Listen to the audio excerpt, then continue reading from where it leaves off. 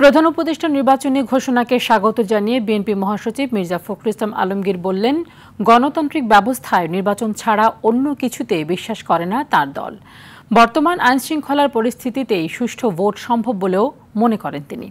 সকালে দলের চেয়ারপারসনের গুলশান কার্যালয়ে জুলাই ঘোষণাপত্র এবং নির্বাচনের ডেডলাইন ঘোষণার আনুষ্ঠানিক প্রতিক্রিয়ায় এসব কথা বলেন মহাসচিব।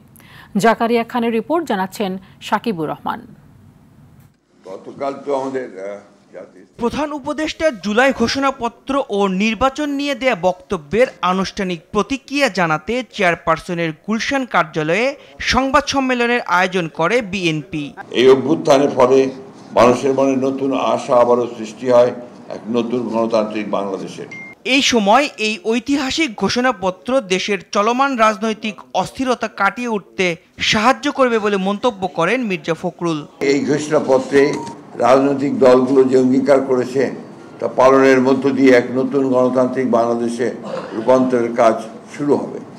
সুযোগ সৃষ্টি হবে এক সাম্য, মানবিক মূল্যবোধ ও ন্যায় বিচারের ভিত্তিতে সত্যিকারের প্রগতিশীল সমৃদ্ধ বাংলাদেশ নির্মাণের প্রক্রিয়া। বিএনপি মনে করে এই নির্বাচন সুষ্ঠু, অবাধ, নিরপেক্ষ ও সকলের কাছে গ্রহণযোগ্য করার জন্য সরকার ও নির্বাচন কমিশন সকল ব্যবস্থা গ্রহণ করবে। বিএনপি মনে করে এই নির্বাচন সুষ্ঠু, অবাধ, নিরপেক্ষ ও সকলের কাছে গ্রহণযোগ্য করার জন্য সরকার ও নির্বাচন কমিশন সকল ব্যবস্থা গ্রহণ করবেন। এই নির্বাচনকে সফল করে গণতন্ত্রকে প্রাতিষ্ঠানিক রূপ দেওয়া এবং একটি কার্যকরী জাতীয় সংসদ গঠনের জন্য সকল রাজনৈতিক দল ও জনগণের প্রতি উদাত্ত আহ্বান জানাচ্ছে। সংস্কার কমিশন ও ঐকমত্য কমিশনের সাথে দীর্ঘ আলোচনার পরই এই ঘোষণাপত্র এবং এটি একমাত্র বৈধ প্রতিক্রিয়া, এমন মন্তব্য করেন বিএনপি স্থায়ী কমিটির সদস্য সালাউদ্দিন আহমেদ।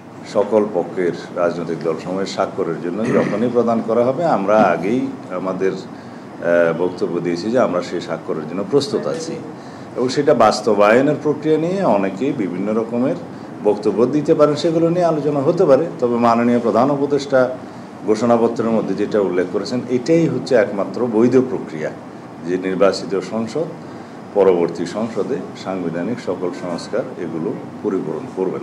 এ সময় অন্তর্বর্তী সরকার সহ এই ঘোষণাপত্র তৈরিতে সহায়তা করা সকলকে কৃতজ্ঞতা জানানো হয় বিএনপির পক্ষ থেকে। তাৎক্ষণিক প্রতিক্রিয়া তারা বলেছে, তা আমরা আশা করব তারা একটা পজিটিভ দৃষ্টিভঙ্গি নিয়ে এই জাতীয় সংকটের এবং গণতান্ত্রিক উত্তরণের পথটাকে পরিষ্কার করবে। সাকিবুর রহমান, RTV, ঢাকা।